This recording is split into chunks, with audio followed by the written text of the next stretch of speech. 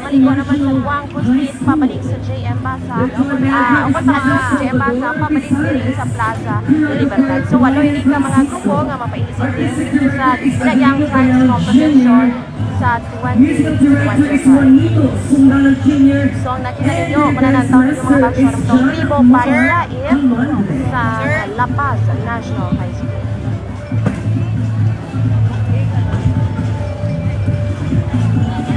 Next, mga kaksyon, naman yung tribo sa Luzon, Sangharo National High School.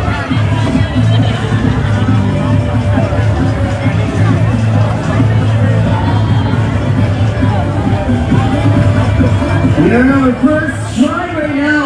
Kasi dito po ka mga tribo ang mga nagpasandayag sa buhat na Pamukaw.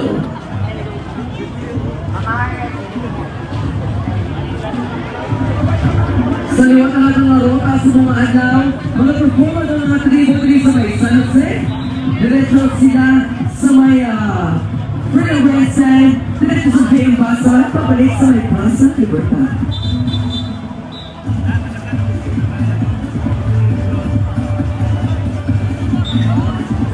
Ilocos from Haro National High School at magpagbakan ang atong ikaduwa na tribo.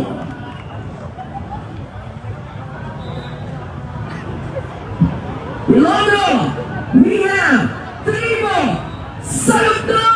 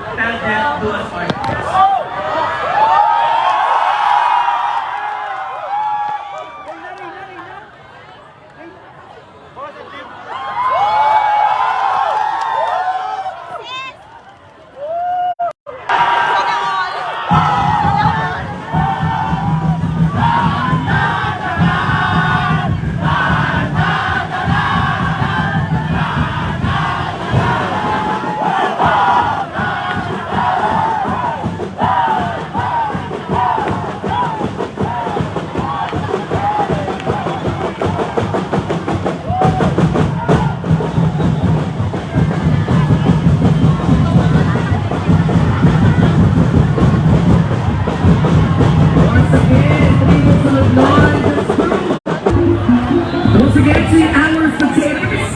Nagkakalat ng technique mo ang alagyan ng ating mga performer, drummers, kagantihan na team.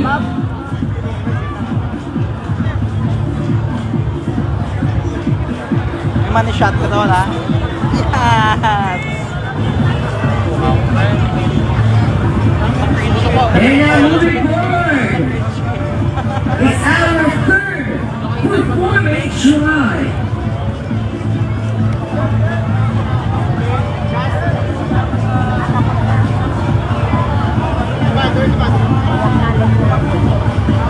Our next performance try is from the district of Molo.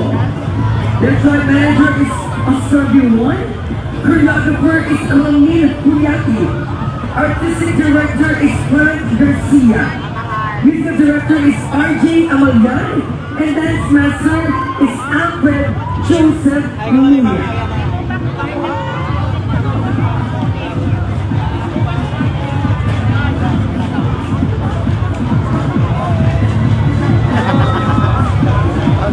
Special shout out to all of our viewers online, watching our different social media platforms via Mayor Jan Pitaya's official page, via Iloilo City Government page, and via IFFI page. And also we would like to acknowledge our media partners who are here with us, taking documentations, and videos of our event today.